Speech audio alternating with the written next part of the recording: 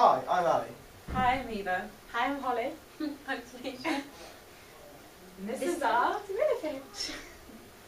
Okay. So, the overall narrative of our thriller film is that there's a female protagonist which conforms to the thriller conventions, as in thrillers the female is a victim who is stereotypically portrayed as vulnerable. There will be an antagonist who will be dressed in all white to challenge the thriller conventions, as we want to make the audience think, as you don't usually see the antagonist dressed in light colours. There will be a frequent theme of red during our thriller representing danger. The whole film will be in black and white, with some parts that are red, which sets our film apart from the rest and makes it different from your typical thrillers. So this is where we got our inspiration, Sin City. City. Do you not think of it? Would you like to see an example of Sin City? No, okay, fine. This is just like a part of our script. Yeah, so basically there's an interrogation scene, and at first we don't know anything about the characters really, but sort of towards the end we kind of get a clue that possibly, I mean, it's up to your imagination. The woman could be a spy, she could be a part of some organisation, and basically something has happened and she has gotten herself in a sticky situation. She's wanted by another side, by the antagonist or an organisation of antagonists. And they capture her, but in the end she sort of gets away. So the locations? We were going to use the Crick bomb shelter, which is in Crick, obviously. And we thought it was like appropriate for the atmosphere of the film because it goes with the thriller conventions. It's dark and it conforms dank, to that sort of thing. It's concrete and metal heavy. And then where it is, it's in an open space with no people around, no houses, so it's isolated, which we thought would go really well with the film. We're going to use the Guildford School as well. So there's a room in A block where it's just an isolated, really like eerie room, which That leads to the tower. That leads to the tower. And there's a ladder that we'll also be using in our film. There's no plaster on the wall or anything. It's just concrete floors, some bricks, like stained walls that look rather dubious. A lot of like shadows as well, so that obviously conforms to the thriller conventions. We're going to use Rugby as well. There's a bridge in Rugby around this area where the protagonist of the first scene will be looking over out onto the industrial estate. So it like gives a sense of like authority, like she's looking over everyone, and it starts out making her look like the bigger, like more powerful character, and then so it's sort of, because it's a flashback and because we have her in red at the end, it's sort of like in the end she becomes the danger because now she's out to get sort of like revenge. So it sort of swaps roles of it. It changes between time periods. Yeah. And our whole film is open to anyone's interpretation. That you can make whatever you want of it because we obviously haven't got the rest of it, so it's just your interpretation of it. The costume. The protagonist, the first scene where she's looking over the bridge, she's going to have a red coat on, and red normally symbolises danger and or passion, and because she's a woman I think the passion kind of brings up more of the feminine side of her, because you don't normally think of feminist as a bad character or a dangerous character. She's wearing black jeans, so she's also in a bit dark, and it's like she could be interpreted as a bit of a bad character. And that challenges the thriller conventions because you don't usually see, like with Nichols' theory, you don't usually see like red with white because it's too like different sort of contrasting colours. The antagonist will be wearing white, which also challenges the thriller conventions because antagonists are normally in black and dark colours and mysterious, which then makes the audience think, because it's like their knowledge of thrillers, it's like it's completely different. Yeah, and as better understanding what's going on is going to draw them in more and also to pay more attention to the actual narrative. But also, where the antagonist appears, it will actually be any sort of one scene which is the interrogation. It's kind of like compared to Holly, who is our protagonist, who's going to be covered in blood and everything, he's going to be almost like disgustingly clean, like, you know, he's sort of like beat this girl up and stuff, but he's still pristine, and it's sort of almost like weird. Slimy. Yeah, slimy. So, props that we're going to be using are handcuffs. So when Holly, our protagonist, is going to be in a chair, she's going to be tied with handcuffs. And that conforms to the show conventions of being trapped, escapism, that sort of thing. And also the police have handcuffs, and it's the police that are meant to be like catching the bad Yes. guys, but then we've got a different sort of, it's the bad guy catching the good guy, if you know what I mean. It's sort of different. So cigarette and lighter on the scene where our protagonist is going to be looking over sort of the industrial building. She's going to be smoking, sort of thinking about what has happened, with sort of a lot of the actually interrogation, sort of like the speech from the interrogation scene will be playing over that clip of her smoking. So it's sort of, once again, it's like remembering what has actually happened to her. Also, the cigarette could represent like as it's smoking it, the time's going by, and like how time goes by. Got my eerie chair. The swinging light that will be in the room in school, we're going to try and get hold of a light to sort of represent that there's a way of getting out. It's going to be and quite a there's- weak light, so it's to show the hopelessness Yeah. of the situation. And as the reason it's swinging, it's kind of a bit like a pendulum. It's passing the time Yeah. again Passing the time, yeah. with the lighter. basically. This will be fake. The knuckle duster won't be a real knuckle duster. It'll be, that was part of our. Yeah, that's to show aggression and also just add detail to the Yeah. actual So how she's actually going interrogation to scene. beat We want the her. whole thing to be real. We want it to be perceived as real, But it's not going to be. but it's not going to actually be a real knuckle duster. So yeah, so The sarcastic crew. Ali will be the antagonist, and we decided to have Ali as the antagonist because he's obviously had experience with drama and stuff as he did it for GCSE. He's been in lots of the shows, so And he'll also- get into character well. and also because we're sort of slightly stereotyping it with you being a female being weak and Yeah. then you being a man being Mm. strong, but then we challenge loads of different dimensions throughout it, Yeah, so yeah. like, it's a good mix. Eva will be the cameraman and editor, or camera woman, because she's had experience with obviously media and she's good with editing and stuff. I'll be the protagonist because I'm doing drama for A level and I've had a lot of experience with past shows, and I did drama for GCSE as well. So, but also Ali will do like the editing and being the cameraman as well. Yeah. Because I kind of serve as a runner, second man to Eva, she's Yeah. cheer that she's doing this. And then Tanisha will also be the rescuer in the film, as she's doing A-level drama and she did drama for GCSE and she's been in past shows and stuff. So we thought it'd be appropriate to have her as one of the cast members.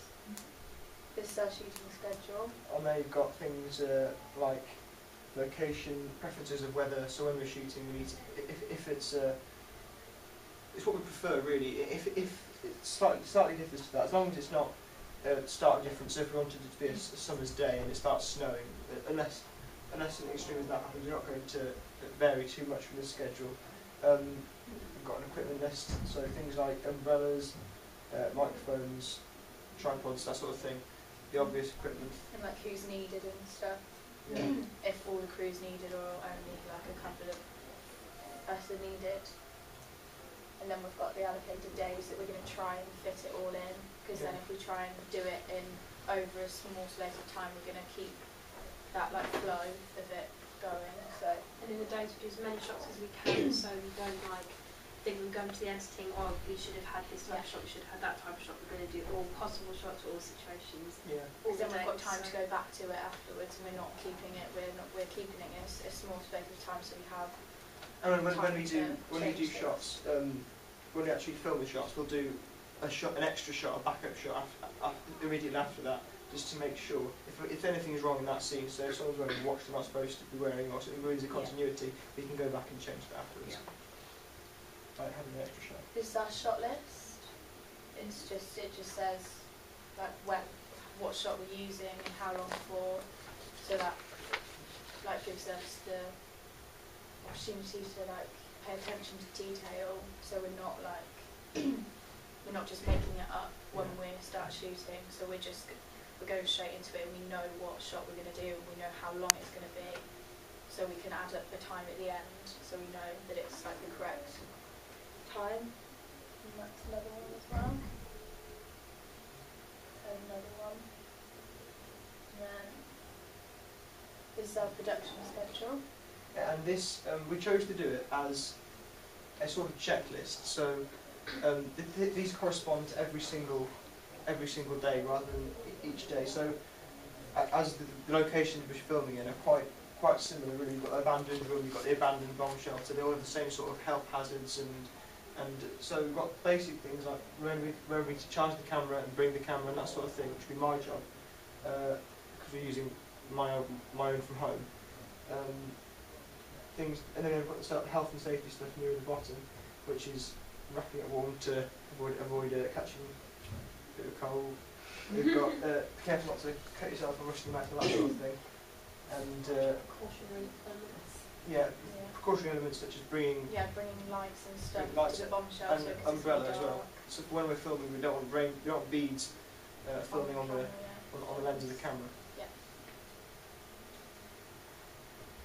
And these are our improvements that we made from the first pitch that we did.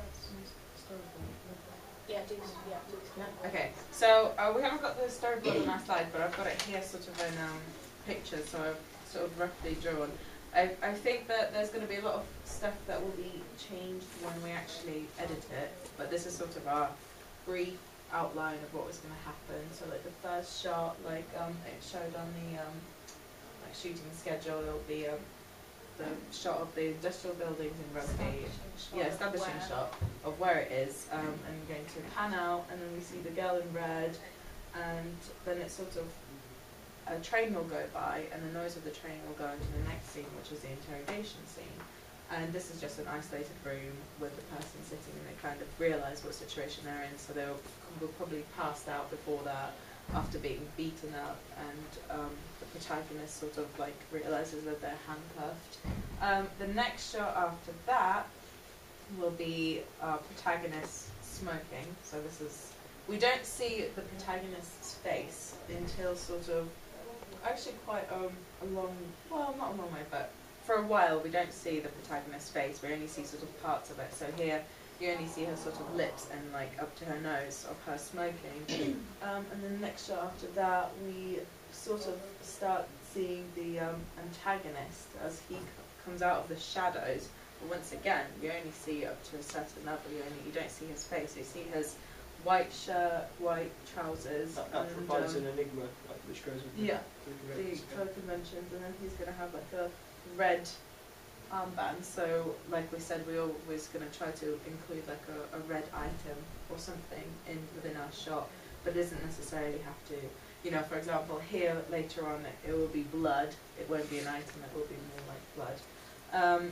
So yeah, just the same shot, but actually just of the character sort of up to waist, like sort of height. And then shot after that will be like sort of like an arm going from a shadow and grabbing our protagonist's face, which is Holly. And then the antagonist is going to force Holly to look up at them, and obviously she's all beaten and battered and bruised. She's going to spit at him, and he's going to punch her. And then we're going to have a shot from behind again of her sort of going like that, because obviously we need to make it look realistic of how she's going to be shot. I mean, not shot, punched. And this is like, that's the only first time we see the protagonist's face. We never actually see the antagonist's face, we only see the protagonist's face. Fear of the unknown. Yeah, fear of the unknown, exactly, yeah. And then there's Holly once again. This is when she's actually smoking, and this is like I was talking about earlier, this is when all the speech from the interrogation scene will be over that, and she will be smoking in slow motion. And then this cuts to a sort of chase scene where we it's up to the sort of viewer's interpretation of how the girl escapes, but she does. And she climbs up the ladder, so we're going to have one shot of Holly just getting on the ladder, another shot of Holly like sort of from below, also going up the ladder, and then eventually she will climb out onto a field, start running, pass out, and that's when Tanisha finds her. So, that's all in there. Did you have a collection of ideas and scribble? Yes, I do. And then we had a collection of ideas. Before we came up with the overall narrative, Yeah, we just before the story brainstormed time. some ideas of what we were going to do, like what approach we wanted to take to it. Did we want it to be different? We were obviously wanted it to be different from the rest, but we didn't know how that was going to be. So we just brainstormed a load of ideas of like what we wanted in it, who we wanted in it. We had several Do you want me to bring this ideas. close to the camera so you can see it? We can just upload it onto the website. Yeah. But if you want to talk through them, cool. Okay, right. Well, this is the storyboard, yeah. Oh, I see. We'll upload them like afterwards. That's okay. Yeah, that's fine. We had several ideas with the brainstorming of it. Like, for example, I had ideas of, being Nancy, so we're basing it in like Europe at different times, and we had like a massive idea about it being like Victorian and all in dresses, and then like there's murders Time and period. everything. Yeah. Yeah. We thought about several different time periods, but then we realised it was all quite cliche, and everyone Yeah. kind of thought, so we wanted to really push it out, and then there were ideas with the red, and then we just kind of started out with massive scribbles, and Just condensed all the ideas and yeah. The story to was, this one. yeah, we wanted the story to be relevant, relevant of time period. So, the general themes of evil, darkness, and escapism, they're present throughout all different fields of media. So we think that if the story is good enough, then you can apply it to any period of time or setting. From the last thriller pitch that we did, we've adapted this one a lot because we didn't really know, we hadn't really set in stone what we were, like each scene that we were going to do, but we hadn't set in stone like the script and stuff. So we've developed all of our ideas into making like either made the storyboard and like the shot types and stuff. Now we know exactly, because we've got the storyboard, we know exactly what shot type we're going to use and where it's going to be. And we knew the location before, Yeah. but now we know like from the storyboard where we're going to do it and how we're going to do it and what shots we're going to use. We've also included, wanted to say that our parents would be acting as transportation for us, taking us to different Yeah, places. that's a crew. Yeah, so we didn't put them onto the boards because they didn't really want to have the pictures of taking them there, but they're included as well. And just more organised from the first pitch we did. Getting all of our ideas onto one thing and not like going off on a tangent and changing our minds and stuff. It was just, we've learned from the first one that we need to have clarity and we need to be sure about what we want and stuff. Yeah. Thank you for watching our pitch.